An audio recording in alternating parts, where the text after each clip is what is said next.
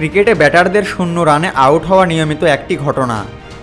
তবে টেস্ট ক্রিকেটের গৌরবময় ইতিহাসে শূন্য রানে আউট হওয়া ব্যাটারদের জন্য সবচেয়ে অপ্রীতিকর মুহূর্তগুলোর একটি। আর তা যদি হয় কোনো রেকর্ডের অংশ, তবে তা আরও বেশি লজ্জাকর হয়ে দাঁড়ায়। বাংলাদেশি ক্রিকেটার জাকির হাসান কানপুর টেস্টে এমনই এক অনাকাঙ্ক্ষিত রেকর্ডের অংশ হয়েছেন। ভারতের বিপক্ষে টেস্টে ওপেনিং করতে নেমে তিনি 24 বল খেলে শূন্য রানে আউট হন। এটি বাংলাদেশের টেস্ট ইতিহাসে টপ অর্ডারে সবচেয়ে বেশি বল খেলে শূন্য রানে আউট হওয়ার ঘটনা।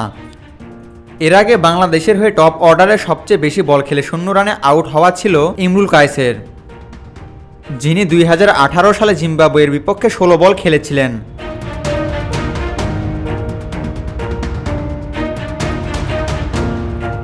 টপ অর্ডারের এই তালিকায় তৃতীয় অবস্থানে আছেন হান্নান সরকার, যিনি 2003 সালে অস্ট্রেলিয়ার বিপক্ষে 13 বল খেলেছিলেন।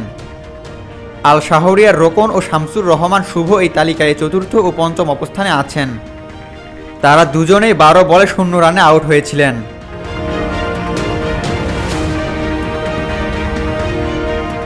তবে শুধু টপ অর্ডার নয়, বাংলাদেশের যে কোনো ব্যাটারদের ক্ষেত্রেও এমন ঘটনা কম নয়। মঞ্জুরুল ইসলাম বাংলাদেশের হয়ে টেস্টে সবচেয়ে বেশি বল খেলে শূন্য রানে আউট হওয়ার রেকর্ডের অধিকারী। 2002 সালে শ্রীলঙ্কার বিপক্ষে তিনি 41 বল খেলে শূন্য রানে আউট হন, যা তাকে এক ব্যতিক্রমী স্থানে নিয়ে গেছে। 250টিরও বেশি ডিজাইন অপশন নিয়ে ওয়ালটন স্মার্ট ফ্রিজ, বোঝে আপনার প্রয়োজন।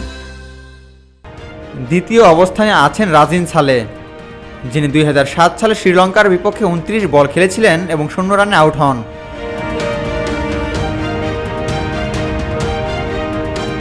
তালিকার তৃতীয় স্থানে আছেন আফতাব আহমেদ, যিনি 2008 সালে নিউজিল্যান্ডের বিপক্ষে 25 বল খেলে শূন্য রানে আউট হন।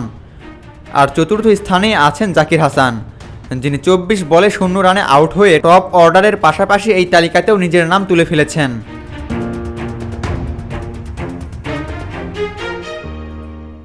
যদি বিশ্ব ক্রিকেটের দিকে তাকাই, তবে টেস্ট ক্রিকেটে সবচেয়ে বেশি বল খেলে শূন্য রানে আউট হওয়ার রেকর্ডটি নিউজিল্যান্ডের জেফ অ্যালটের দখলে। 1999 সালে দক্ষিণ আফ্রিকার বিপক্ষে তিনি 77 বল খেলেছিলেন এবং কোনো রান করতে ব্যর্থ হন। এর কিছুটা কাছাকাছি অবস্থানে আছেন ইংল্যান্ডের জেমস অ্যান্ডারসন। তিনি 2014 সালে শ্রীলঙ্কার বিপক্ষে 55 বল খেলে শূন্য রানে আউট হন।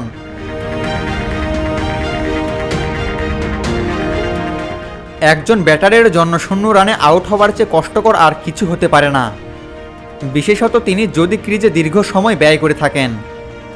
জাকির হাসান নিশ্চয়ই এমন অনাকাঙ্ক্ষিত রেকর্ড ভুলে গিয়ে দ্বিতীয় ইনিংসে ফাইট ব্যাক করতে চাইবেন।